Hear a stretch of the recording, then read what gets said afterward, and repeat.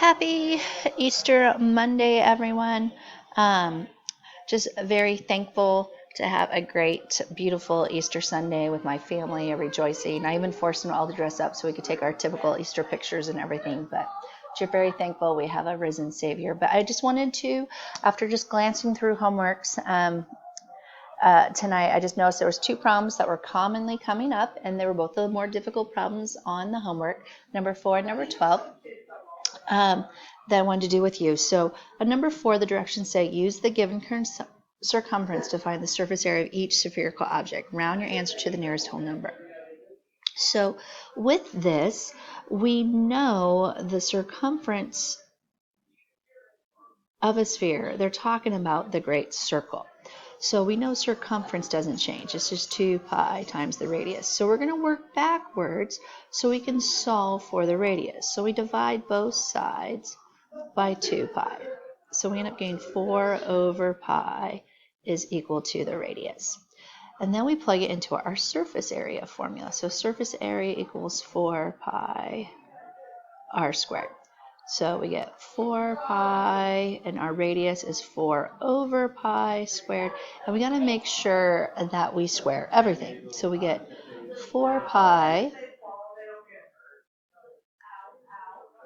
All right, we get 4 pi times, and that ends up being 16 over pi squared. So we end up getting here 64 pi over pi squared. And then these simplify out to be 64 over pi. So remember, you treat the pi like a variable. And then you just plunk that into your calculator. I think it's going to be around 20 or so.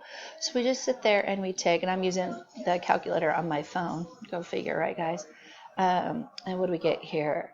64, and then we're going to divide by, I'm looking for my pi symbol, there it is. And we get to the nearest, I do believe, whole number, and I got 20, and it's going to be square centimeters. Okay, now the next problem is going to take a little bit of time, but we can crank through it. But here's the problem that most people have. They're like, what am I looking at? Now, most of you can obviously see the cylinder, but what you have here is you see this hemisphere, and really what it is, it's like there is this hemisphere that is scooped out of it. So almost it's kind of like a unique container where it would be like a solid cylinder, and then someone took the top of it and just scooped out a hemisphere out of it. So it's really quite unique. So how would I get the surface area? Well, the surface area is kind of unique. It's basically, I'm going to have a cylinder without the top, because this, remember, strips down. Let's see if I can get it to even go here. It strips down into the bowl, so it doesn't really work. So I don't have a top to that. So I can't use a normal cylinder one, because a normal cylinder's surface area is 2 pi RH plus 2 pi r squared. But guess what I can do? I can take away one of those bases, and I have all the outside surface area figured out. So this would be the cylinder. I'm going to go minus base circle, okay? But we also have to do the surface area of the hemisphere. So the surface area of the hemisphere is going to be the surface area of the sphere, but I'm going to divide that by 2. So I'm just going to go hemi here. And so it ends up being 2 pi r squared. And now we just got to plug the values into both of these formulas, and then when we're done, we add them together. All right, so we get 2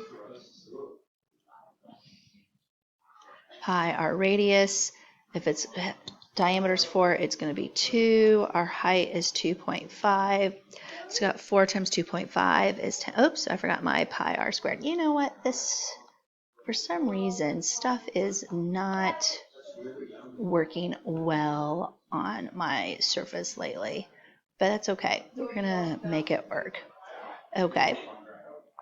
So here we go. I does not want to change where I'm writing. Oh, well. See if I can get this to work. Okay, so we're going to move here. We're going to plug in still our 2 squared. So my friends, this ends up being 10 pi plus 4 pi. And so part of our surface area is we got to be 14 pi square centimeters. But now let's get the surface area of the hemisphere. So we get 2 pi, and our radius squared is 2 times 2, which is 4. So that gives us 8 pi. Well, so the total surface area is just those two add together. So 14 pi plus 8 pi, it's 22 pi square centimeters. Okay, now we have the volume. Now the volume, remember, it's like taking that cylinder out, if you want to sit there.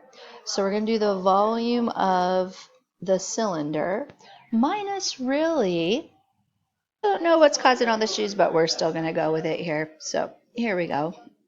Hopefully it will go a little bit more. All right, so we were talking about what the volume of this would be. So it's really the cylinder with a hollowed out hemisphere is what we're doing. So it's really the volume of the hemisphere minus the volume of the hemisphere. Okay, so that's the process. So let's work on the two things we need to know. We need to know the volume of the cylinder, right? I don't know why I'm not going to do it. Let's just do a volume of cylinder. Okay. I can't even spell cylinder today. We're doing really good. Okay, so with that, we know the volume of the cylinder is area of the base, so pi r squared times the height. So we go pi, our radius 2b squared, and our height is the height of the cylinder, which is 2.5, and that gives us 10 pi. So we're a good start. But then we have to do the volume of the hemisphere. So the volume of the hemisphere, remember, which is half a sphere, is just 1/2 of the volume of a sphere, which is 4 pi r cubed all over 3. So really that's 2 pi r cubed all over 3. So then we just plug in our radius again. So we get 2 times pi times 2 cubed all over 3. Well, guys, remember order of operations, we got cube first. So 2 cubed is 8 times 2 is 16. So that ends up being 16 pi all over 3. So let's combine these now, like we said, cylinder minus the volume of the hemisphere. So we go 10 pi minus 16 pi all over 3, and then we get a common denominator because we got to make sure we're adding these are like terms.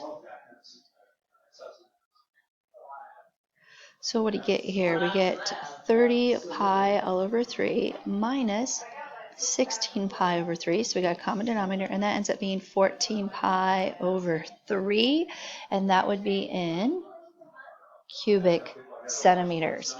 All right, my friends, hopefully that helps with these two, and that you guys are able to now submit your notes. You're going to watch notes for reviewing for the test. Submit those for your homework, and then for the rest of the time, I would say just work on your review sheet. So the review sheet is officially signed tomorrow, but I've put it in this assignment as well for you to work ahead. Guys, make sure you start studying.